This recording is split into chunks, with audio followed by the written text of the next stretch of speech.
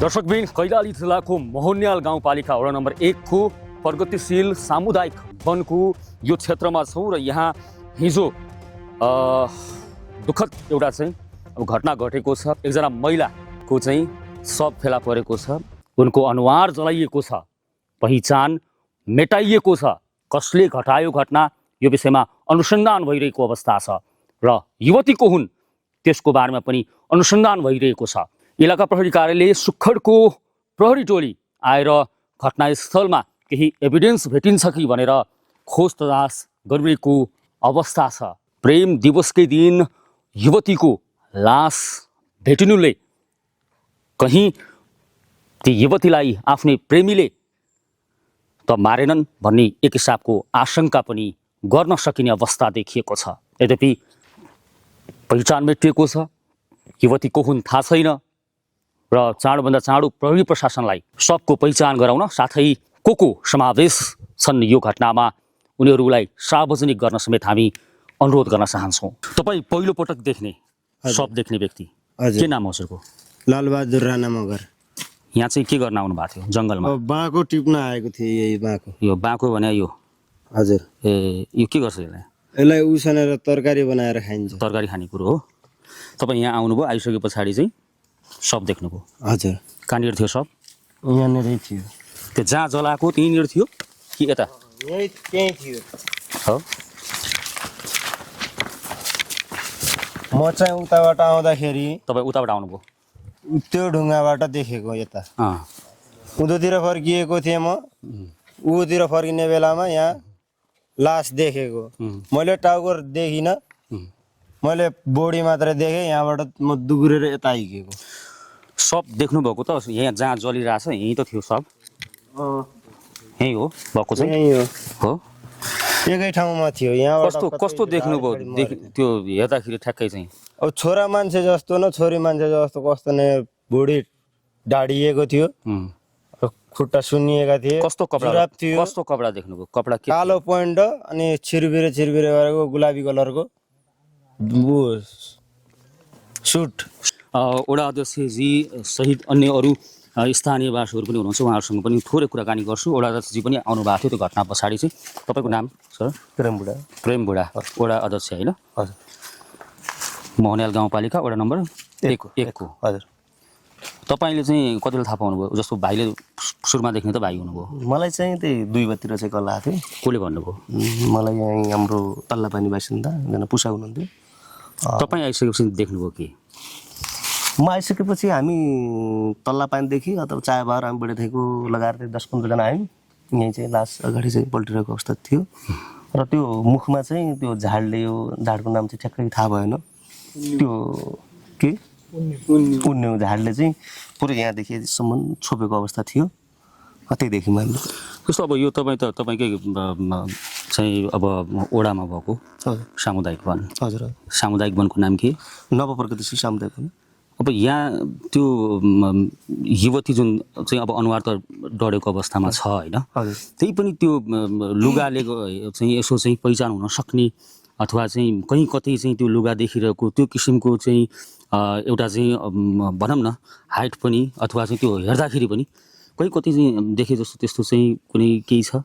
छैन। यो हाम्रो यो मोहनियालेको 10-11वटा गाउँमा चाहिँ मैले यो फोटो सबै साथीहरूसँग चाहिँ पठाइसकेको छु। मेसेन्जरमा उहाँहरूले चाहिँ अब कसैले पनि अब यो पहिचान गर्न सकेको अवस्था छैन।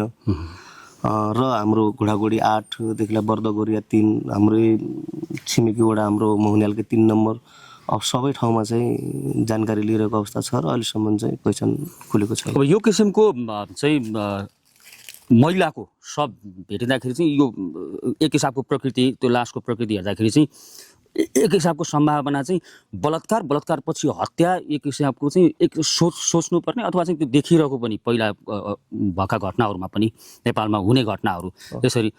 अब पोस्टमार्टमको लागि त पठाइएको छ, त्यहाँबाट केही खबर पाउनु भएको छ? अहिलेसम्म चाहिँ पोस्टमार्टमको रिपोर्ट आएको छैन? त्यही समयमा आउँछ होला। र अघि अब अफ क्यामेरा तपाईँले एउटा बाइक पनि भन्नुभएको थियो, निलो पल्सर, कहीँ कति चाहिँ अरू दिन नदेखेको बाइक चाहिँ त्यो दिन चाहिँ मैले चाहिँ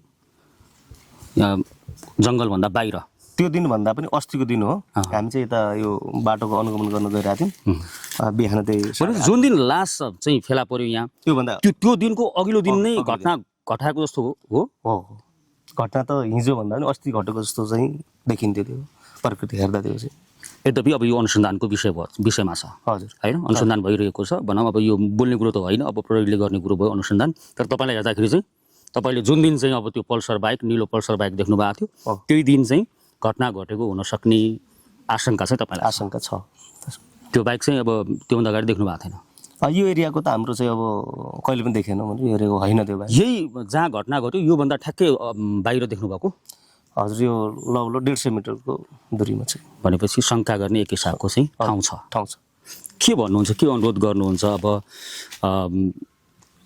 एक हिसाबमा पोस्ट अब सामाजिक सञ्जालमा भइ पनि रहेको छ हामी मार्फतबाट पनि भइरहेको छ अब कहीँ कतै चाहिँ अब कसैले चाहिँ अब मिसिङ केसहरू कहीँ कतै भयो भने फेला पार्न अलिकति सहज हुन्थ्यो पनि होला होइन मैले चाहिँ सबैलाई अनुरोध गरेको छु अब विशेष गरी यहाँहरूको मिडिया मार्फतबाट पनि त्यस तथा विदेशमा रहनुहुने आफन्त जसको चाहिँ अब भनौँ बुहारी हराएको छ अथवा बुढी हराएको छ अथवा विवाह जस्तो लाग्छ मलाई उहाँहरूले चाहिँ विशेष गरी यो सामाजिक सञ्जाल मार्फतबाट कसैले यति चाहिँ चिन्यो भने पहिचान खुल्यो भने अब अनुसन्धानको गर्न र दोषीलाई कारबाही गर्न पनि उहाँहरूलाई पनि अब यो सुरक्षाकर्मीज्यूलाई पनि सहजता हुने थियो र हामीहरू पनि अब यो वडाको प्रमुख भएको कारणले र हामी विशेष गरेर तपाईँहरू सबै हामी लाग्नुपर्छ र दोषीलाई कडाभन्दा कडा कारबाही हुनुपर्छ भन्ने चाहिँ मेरो अब घटना पछाडि चाहिँ गाउँमा कुन हिसाबको एक हिसाबको भनौँ न कुनै घटना घटिसके पछाडि एक हिसाबको डर त्रास हुन्छ होइन त्यो त सबै त्रास छन् अहिले पनि हामीले चाहिँ हेरिराख्यौँ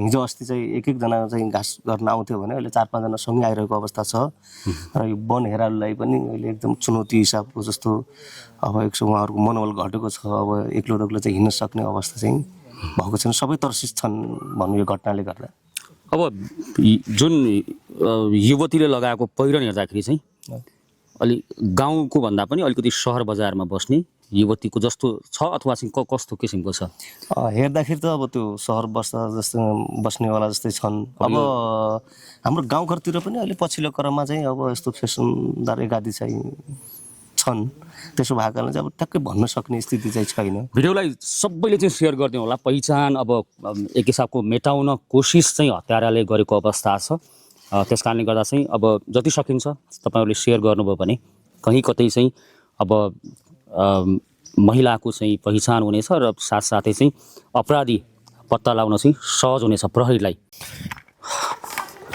इलाका प्रहरी कार्यालय सुखडको टोलीले चाहिँ डिएसपी साहबको कमान्डमा चाहिँ यहाँ चाहिँ सर्च भइरहेको अवस्था छ र अब जिल्ला प्रहरीबाट र अब टोली पनि आउने हामीले चाहिँ सूचना पाएका छौँ यस्तो ठाउँमा एकदमै अनकन्टार छ अब यो जङ्गल अब धेरै पर पनि छ अब बौनिया बजारबाट धेरै पर छ अब यो किसिमको अब ठाउँमा एकान्तमा चाहिँ सब अब यहीँ चाहिँ अब चाहिँ हत्या गरियो अथवा चाहिँ कहीँ कतै हत्या गरेर चाहिँ यहाँ चाहिँ त्यो सबको पहिचान मेटाउने एक हिसाबको चाहिँ प्रयास गरेको हो अथवा चाहिँ के हो र अब चाहिँ यहाँ चाहिँ घटनास्थलतर्फ हामी जाँदैछौँ कति भित्र हो